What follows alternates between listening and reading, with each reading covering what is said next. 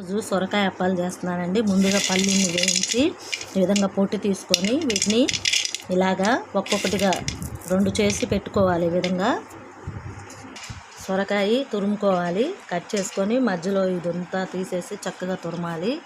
ఆ విత్తనాలన్నీ తీసేయాలండి. అలాగే బియ్యం పిండి, అల్లం పచ్చిమిర్చి రోట్లో వేసి దంచాలి. కరివేపాకు కావాలి. ఫ్రెండ్స్, అల్లం పచ్చిమిర్చి కచ్చా పచ్చిగా మనం దంచుకోవాలి. నేనే వీడియో తీసుకుంటూ దంచుకుంటున్నానండి. ఒక చేత్తో వీడియో, ఒక చేత్తో దంచుకుంటున్నాను. కచ్చా పచ్చిగా దంచుకొని మనము ఆ బియ్యం పిండిలో వేసుకోవాలి. కారంకి తగినట్లుగా పచ్చిమిర్చి వేసుకున్నాను. కరివేపాకు, అల్లం పచ్చిమిర్చి, జీలకర్ర వేసాను. తర్వాత మనము తురుముకున్న సొరకాయను వేయాలి.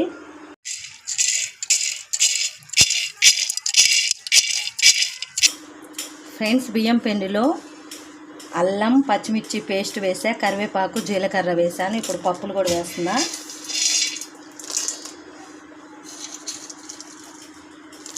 కొంచెం సాల్ట్ని వేద్దాం. ఫ్రెండ్స్, సాల్ట్ కొంచెం వేస్తున్నా. పింక్ సాల్ట్ అండి ఇది.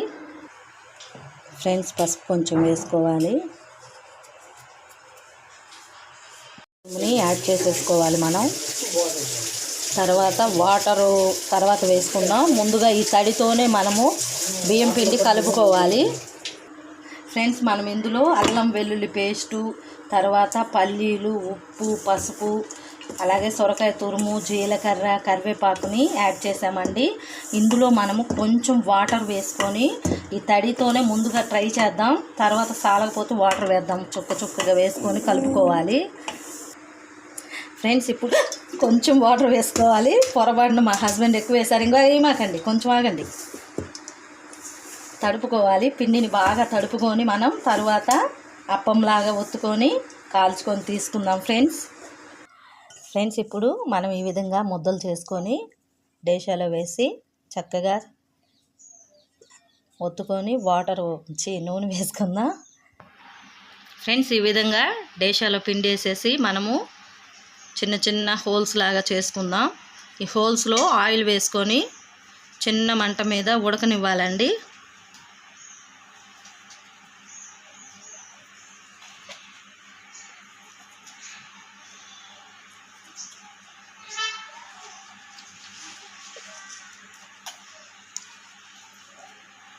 నేను కొంచెం మందంగా వేసానండి. మీ ఇష్టం, పలచగా అయినా వేసుకోవచ్చు.